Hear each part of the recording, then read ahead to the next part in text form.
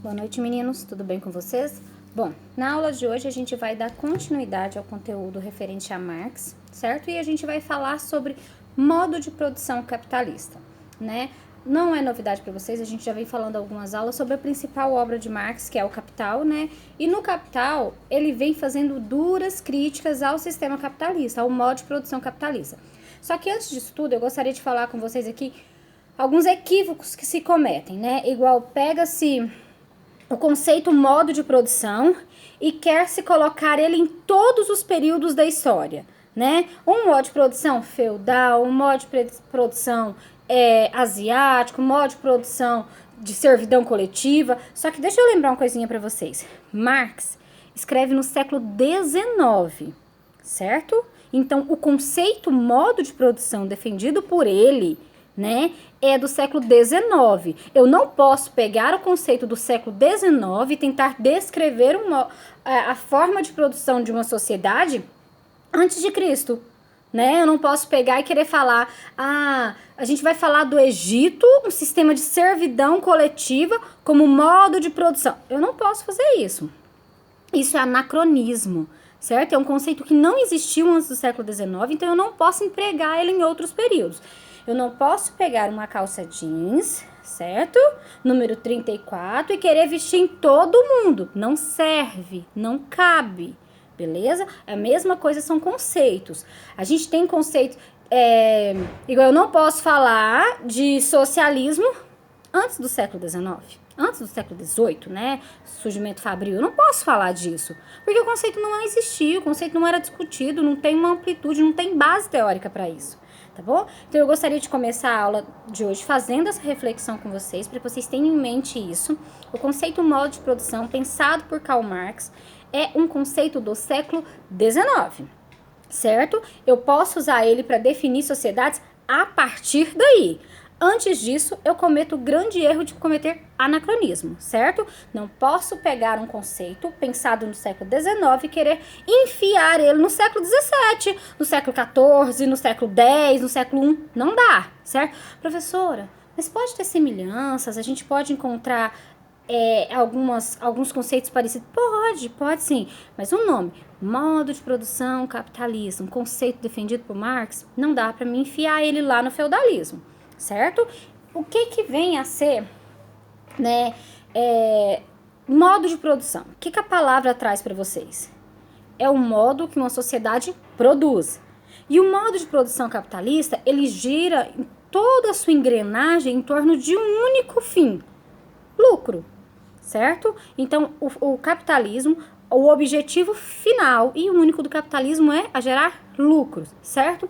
E é por isso que Marx ele faz duras críticas, ele fala que esse modo de produção, ele aliena a pessoa, quem está ali dentro desse processo não se reconhece enquanto proletário e assim não se reconhece enquanto ser explorado pela classe burguesa e acaba gerando um processo de alienação. Uma coisa que eu falei e eu vou repetir, Marx fala muito sobre consciência de classe, né? E ao defender o modo de produção, ao falar, explicar o que seria o modo de produção capitalista, ele fala sobre essa alienação por falta de uma consciência de classe, por falta de se situar historicamente nos lugares, nas esferas de produção. Muito bem. Então, a gente teve alguns sistemas de produções, algumas engrenagens ao longo da história, né?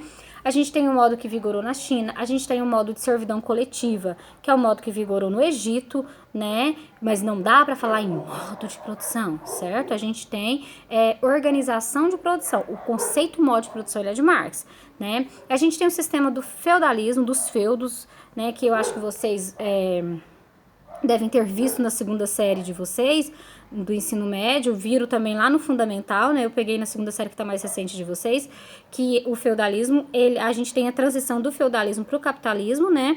Quando eu tenho ruralização da Europa, eu tenho a implantação do feudalismo, que é um sistema onde a produção, a economia é baseada nos feudos, é uma economia de subsistência e agrícola, baseada na produção feudal, assim, cada um no seu cantinho, né? Cada senhor, cada castelo tinha a sua economia de subsistência e fazia escambos e trocas entre outros castelos, ou então plantava tudo que o castelo precisava, ele era autossuficiente. eu tenho o surgimento dos estados nacionais modernos, né? O começo das monarquias absolutistas, eu tenho também a formação de um novo pensamento econômico, que é o mercantilismo, que é a primeira fase do capitalismo, né?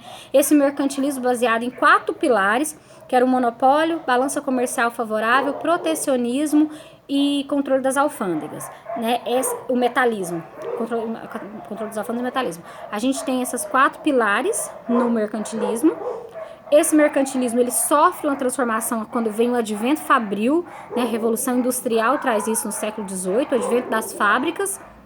Com esse advento das fábricas, eu tenho um novo modo de pensar, que é o modo capitalista, né? Que é um modo de produção, como defende Marx, baseado no lucro.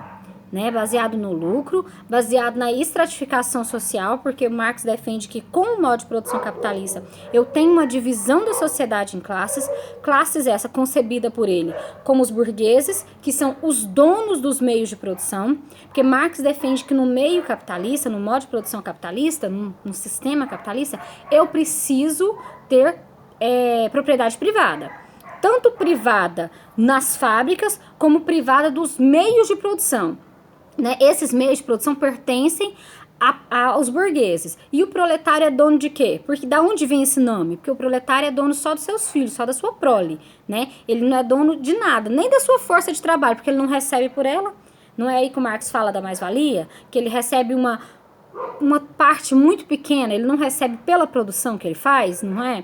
E aí o Marx, ao falar sobre isso, sobre esse modo de produção, ele fala que o capitalismo, ele cria uma divisão social, que é a dos burgueses, do proletário. Ele cria aquele que tem a posse, que é a propriedade privada, né? Aqueles que têm posse e aqueles que não é dono de nada, a não ser dos seus próprios filhos, né? E fala sobre a alienação. O trabalhador inserido nesse meio de produção, ele não consegue se ver como cidadão, como ser explorado, né? E com isso gera um processo de alienação. Ele não tem consciência de classe, ele não tem consciência de onde ele fala, certo? No texto de hoje, eu gostaria que vocês lessem com muita atenção, são vários conceitos que eu coloquei para vocês, o de modo de produção, a questão do capitalismo, a questão da alienação, a questão do lucro, da questão do explorador com o explorado, né? No sistema capitalista, tudo aquilo que dá lucro tem que ser explorado. Né? Tudo aquilo que pode se fazer dinheiro tem que ser explorado. E tudo aquilo que não é, tem que ser descartado. Né? Então, assim, há uma monetização de tudo. Porque se tudo pode ser compro, tudo pode ser vendido, tudo pode virar lucro. Né? Então, há uma monetização de tudo. O Thompson, não sei se vocês estudaram Thompson, ele fala da monetização até do ócio, do tempo livre. Né, que o sistema do capitalista ele traz a monetização até do tempo livre da pessoa. Se vocês ainda não leram nada sobre o Thompson, é muito bacana de ler, tá? Vale a leitura. Eu vou mandar para vocês também um arquivo para aqueles que querem aprofundar o estudo.